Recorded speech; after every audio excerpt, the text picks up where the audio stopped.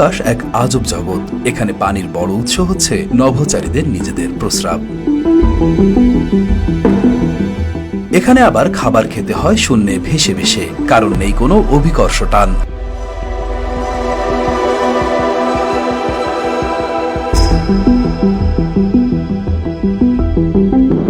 খাওয়ার পর আবার টয়লেট সারতেও বেশ বেগ পোহাতে হয় ওই একই কারণে। এমনকি পানি খেতেও পোহাতে হয় বেশ ঝামেলা। গ্লাসে নয়, বরং ভেসে থাকা গোলাকৃতি পানিতে দিতে হয় চুমুক। আমাদের পৃথিবীতে তরল কিংবা গুঁড়ো খাবার নড়াচড়ার ক্ষেত্রে যে আচরণ করে, মহাকাশে গেলে সেসব খাবারের আচরণ বদলে যায়। তাই খাবার নিয়ে প্রতিনিয়ত মহাকাশচারীদের মুখোমুখি হতে হয় নানান রকম চ্যালেঞ্জের।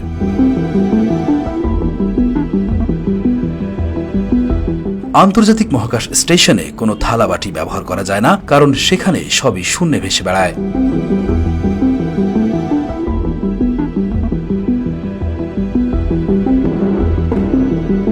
মহাকাশে খাবার তৈরি করতে হয় শূন্য মধ্যাকর্ষণ শক্তির কথা মাথায় রেখে, অর্থাৎ সেখানে রুটি থাকবে না, রুটির গুঁড়ো থাকবে না।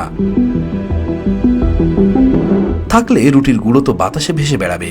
কুকিজ বা বিস্কুট এবং টোস্টের মতো খাবার মহাকাশে নিয়ে যাওয়া নিষিদ্ধ।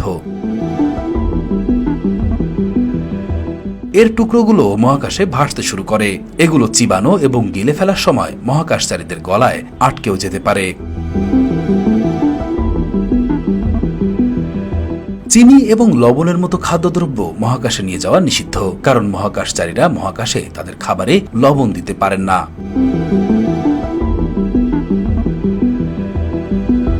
এমনকি মহাকাশচারীরা অ্যালকোহলও নিয়ে যেতে পারেন না। এটি মহাকাশচারীদের মস্তিষ্কের ওপর বিরূপ প্রভাব ফেলতে পারে। আন্তর্জাতিক মহাকাশ স্টেশনের মেনুতে শাকসবজি, ফলমূল, মিষ্টি জাতীয় খাবার থেকে শুরু করে প্রায় শতাধিক খাবারের আইটেম থাকে।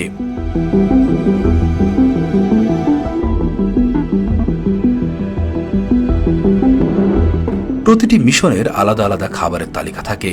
দীর্ঘদিন মহাকাশে থাকায় খাবার নষ্ট হওয়ার সম্ভাবনা থাকে। তাই যাতে কোনোভাবেই খাবার নষ্ট না হয়, সেজন্য মহাকাশচারীদের হালকা, সুস্বাদু এবং পুষ্টিকর খাবার বাছাই করতে হয়। মহাকাশচারীরা যেসব খাবার খায়, সেসব খাবারের ওজন কমানোর জন্য খাবার থেকে সব পানি শুষে বের করে নেওয়া হয়।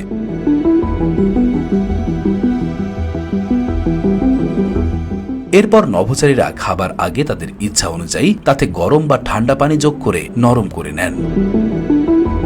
সব খাবারই প্যাকেট করা থাকে, তাই নভোচারীদের সেই প্যাকেটকেই পাত্র হিসেবে ব্যবহার করতে হয়। আর খাওয়ার জন্য তাদেরকে দেওয়া হয় বিশেষ ধরনের চামচ।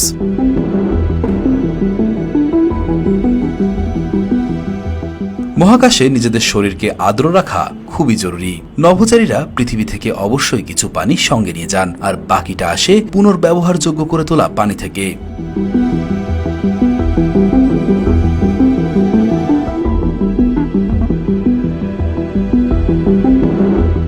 মহাকাশের জ্বালানি কক্ষ থেকে, বাতাসের আর্দ্রতা থেকে, এমনকি প্রস্রাব থেকেও পুনরায় ব্যবহারযোগ্য পানি তৈরি করা হয়।